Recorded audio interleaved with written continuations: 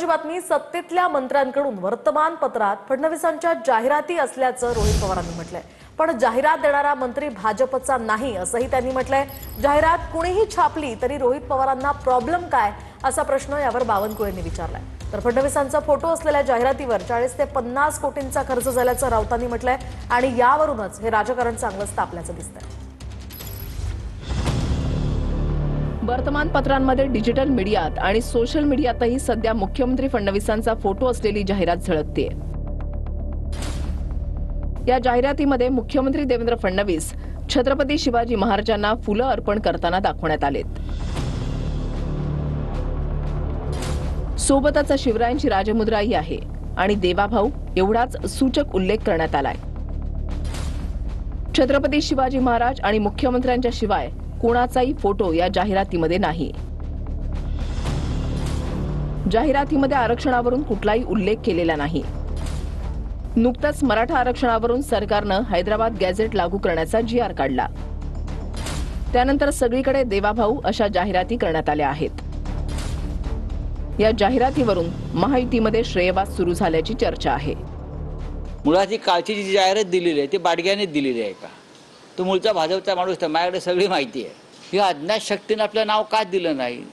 नाव दिलं नाही याचा अर्थ हा खर्च काळ्या पैशातून झालेला आहे। 40 ते 50 कोटी रुपये काल एका दिवसात खर्च झाले या महाराष्ट्रामध्ये जाहिरातबाजीवर।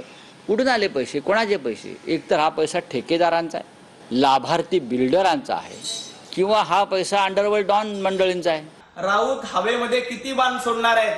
सर्वसामान्यांचं आणि जनतेचं देवेंद्रजींवर प्रेम आहे आणि त्या प्रेमातून अशा जाहिरात येत असतात।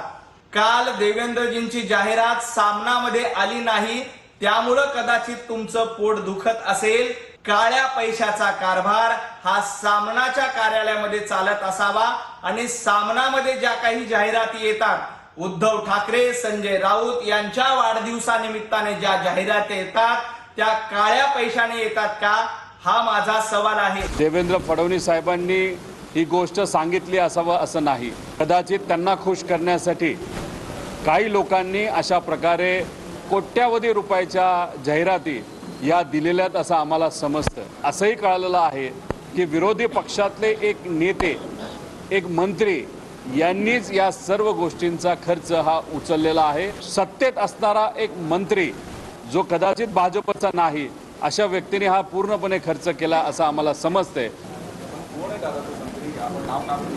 लवकरच सांगेल, आम्ही आमच्या पुराव्यासकट क्लॅरिफिकेशन नंतर त्या ठिकाणी देऊ।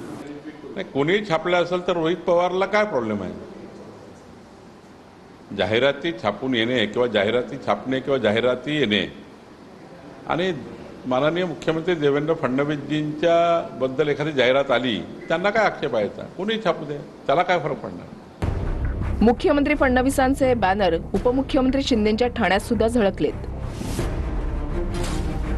फडणवीसांचा फोटो असलेल्या या जाहिरातीवरून शिंदेंनीही प्रतिक्रिया दिली आहे।